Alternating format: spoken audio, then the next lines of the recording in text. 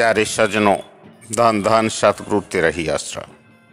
आज हम संत मत के इस चैनल पर बहुत ही अच्छा विषय पर बात करने वाले हैं। जब भी जीव के बुरे कर्मों का उदय होता है तो कैसे होता है। एक जीव के भाग जागे, सतगुरु की दया मेहर हुई, सत्संगों में आना जाना शुरू हुआ, नामदान की दौलत मिली और वो अपने सही मार्ग पर चलते हुए रूहानी जीवन में आगे बढ़ रहा होता है। लेकिन हम देखते हैं कि क्या सभी नामदानी, सभी रूहानियत के आशिक अपने इस जीवन की दिनचर्या में, अपने जीवन की इस परीक्षा में क्या पास हो पाते हैं? तो जवाब यही मिलेगा कि नहीं।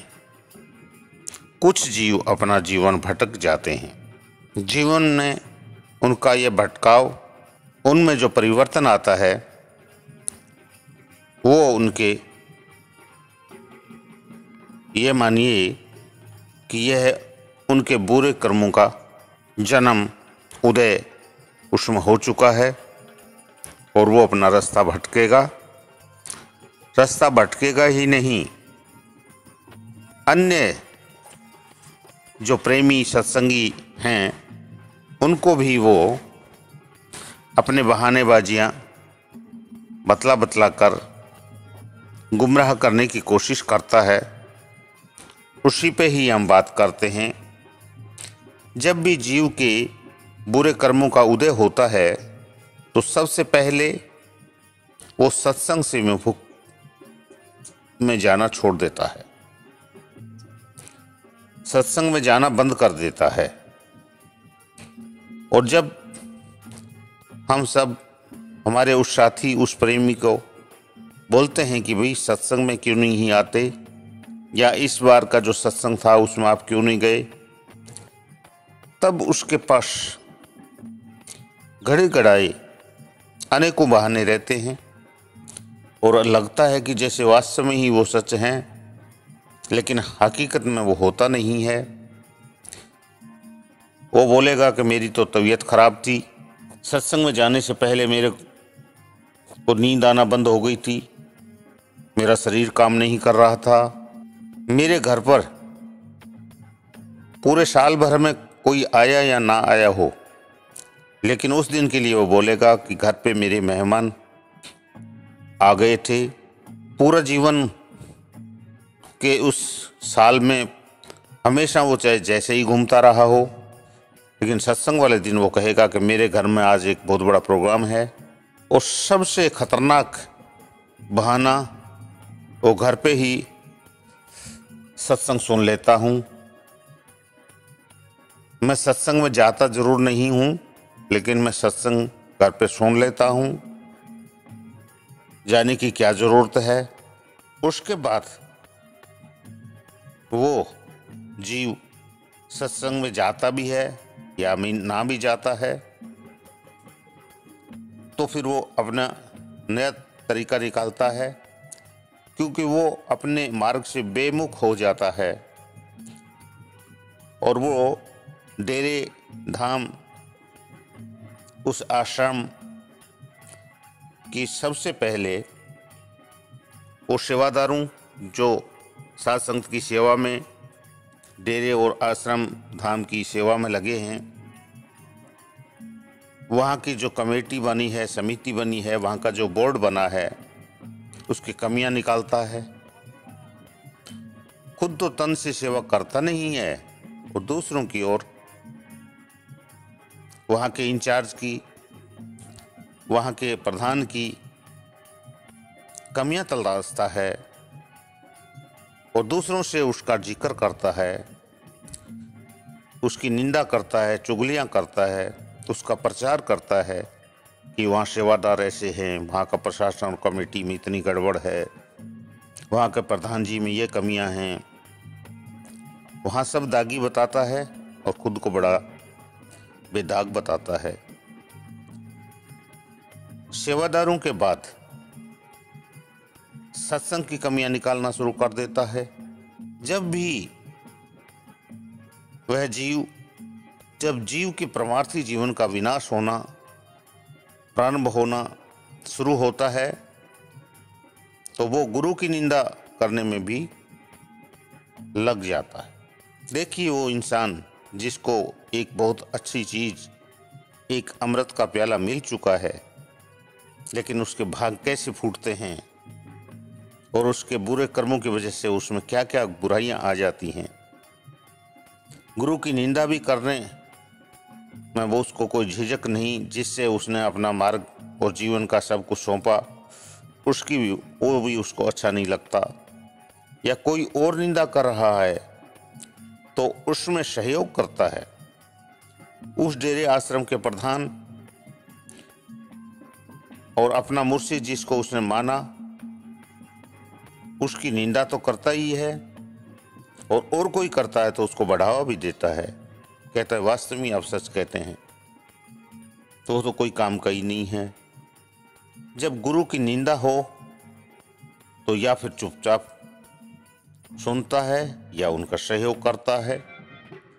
इस प्रकार ये सारे की सारी बातें एक के बाद एक अपना असर दिखाने लगती हैं। तो मान लो कि उसके बुरे कर्मों का उदय हो चुका है, उसके माड़े और मंदे कर्मों का उदय हो चुका है, बीज फूट चुका है, पौध तैयार हो चुकी है। यदि पहले सत्संग में जाना आदि जो चीज़ें हैं पर मन को नहीं रोका गया और मन के कहे अनुसार उसने सत्संग जाना छोड़ दिया, तो जल्दी ही वो आखिरी बात जो गुरु की निंदा तक, जिसको उसने अपना जीवन तन मन धन अर्पण किया था, उसकी निंदा चुगली और वो भी उसको कांटे की तरह चुभने लग जाता है, वहाँ के स्टेप पे आ जाता है। ये सारी की सारी चीज़ें सत्संग में नहीं जाने के कारण और अंत तक अपने उस मुर्शिद तक को भी वो बुराइयों का भांडा फोड़ना शुरू कर देता है। मन को फौरन, जब ये सत्संग में नहीं जाता है मन, तो उसको रोक देना चाहिए कि नहीं भाई सत्संग पे चलो। या सत्संग में नहीं जाना और बहानेबाजी करना, ये हमारे लिए बहुत ही खतरनाक साबित हो जाएगा, हमारा जीवन बर्बाद हो जाएगा। तो हम सत्संग में जाना में जैसे ही रुकते हैं तो वो रुकना नहीं चाहिए और उस परमार्थी जीव को, उस सत्संगी प्रेमी को सुचारू रूप से सत्संग में जाना और रूहानियत में आगे बढ़ते रहने का जो मार्ग उसने अपनाया है उससे विचलित नहीं होना चाहिए। 100 रोग की एक ही दवा है, सत्संग में जाना, प्रेमियों से मिलना जुलना, प्रेम प्यार मोहब्बत दिल में रखना, किसी की निंदा चुगली नहीं करना, अपनी मान बढ़ाई और सबको बुरा कहना कि समझदारी नहीं है। हमें सतगुरु ने, मुर्शिद जी ने जो एक सतमार्ग बताया, गुरु मंत्र अमृत की जो दवा दी हमें, तो अपने भजन सुमरण में लगे रहना चाहिए और सत्संगों से दूरी कभी नहीं बढ़ानी चाहिए। बहाने बना बना के सत्संग जब जिस दिन से छोड़ दिया तो उसी का नतीजा ये होता है कि वहाँ की सत्संग की आलोचना तक वो जीव आ जाता है, वहाँ के सेवादारों की आलोचना, उस डाम और देरी की आलोचना करना शुरू कर देता है। वो अपने आप ही दूध का धुला अपने आप को कहता है और सारी दुनिया सारी गलत है। और जिसके यहाँ नामदान गुरु मंत्र की जो दीक्षा ली, जो अद्भुत खजाना हमें मिला और जिसको तन मन धन देने की बात हमने कबूली थी वो तो रही दूर, और उस अपने प्यारे मुर्शिद की भी निंदा करना, चुगली करना, उसकी बुराइयां बताना और दूसरे लोगों को भी भड़काना और उसका समर्थन करना, ये सारी चीज़ें उस परमार्थी जीव जो सच्ची लगन से लगा था उसमें आ गई। तो मान लीजिए कि उसके बुरे कर्मों की वजह से उसमें ये ऐब पैदा हो चुके हैं। तो प्यारे सज्जनों, नेकी करो, नेकी पर चलो, सतगुरु के बताए हुए सत्संगी कानून कायदों को, रूहानियत के कानून कायदों को, संत मत को मानते हुए उस पर अग्रसर रहो तो हमारा जीवन यह मनुष्य जन्म सार्थक होगा। बाकी तो फिर यही त्रिलोकी में 84 के धक्के खाते रहेंगे जिसका कभी आदि और अंत नहीं हो सकता। धन धन सतगुरु तेरा ही आसरा।